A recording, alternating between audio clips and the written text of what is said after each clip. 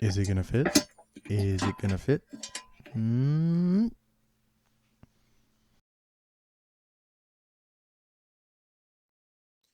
To begin the modeling process of the backsplash for the Sherline Lathe, I loaded the 3D model that's available on the Sherline website into my Fusion 360. Then I made a few sketches, formed this sheet metal part that is a single piece of sheet metal with 1, 2, 3, 4 bends in it that covers the whole footprint of the working area, at least most of it. It forms a decent seal in the back by matching the draft angle of the base here. So there's not a big gap there. That gap there is, to make the bends in the sheet metal.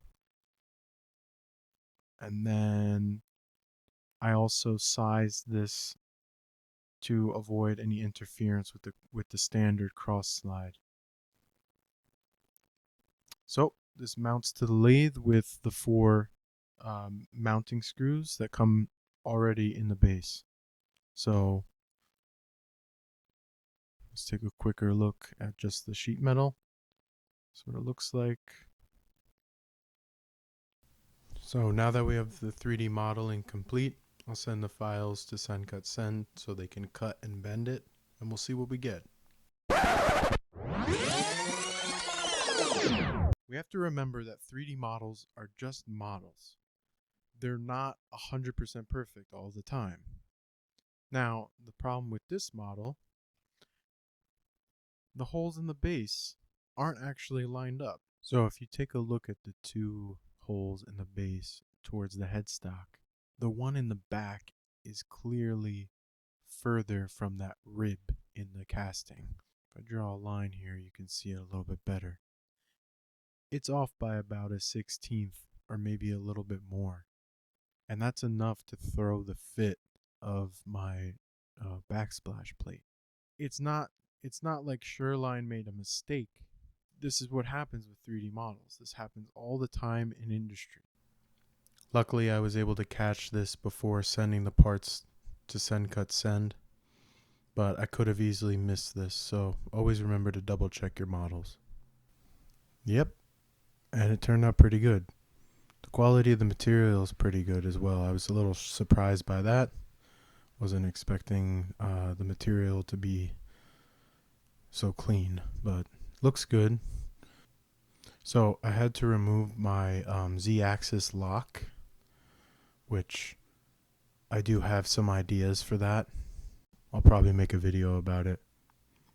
But had to remove it to get it underneath the ways. And then put the nuts back on to hold it in place. I think it looks pretty good. And one added feature of this is being made of cold rolled steel is magnetic. I do find it useful that I can attach things like here I'm attaching one of my sewing machine lights that I got from Amazon. I can put all kinds of stuff on there. I have my DRO back there, which I can use the magnetic base on there and put it anywhere I want. I'm going to be using it for all kinds of things. And then I put a piece of steel in just to take a few cuts and see how it was going to manage the chips. And looks like it's doing a pretty good job. We'll have to see how it goes over time. But I think it worked out. I think it was a success.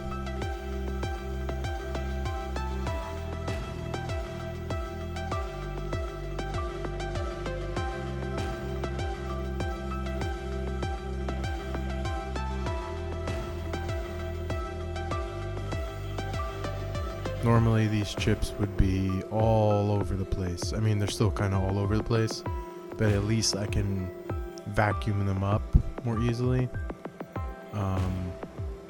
Yeah, this is going to be really helpful. If you're interested in having one of these for your lathe, for your Sherline, leave a comment down below and I'll see what I can do to help. If you like this video, please subscribe. Otherwise, I don't really care. I'm gonna keep making them.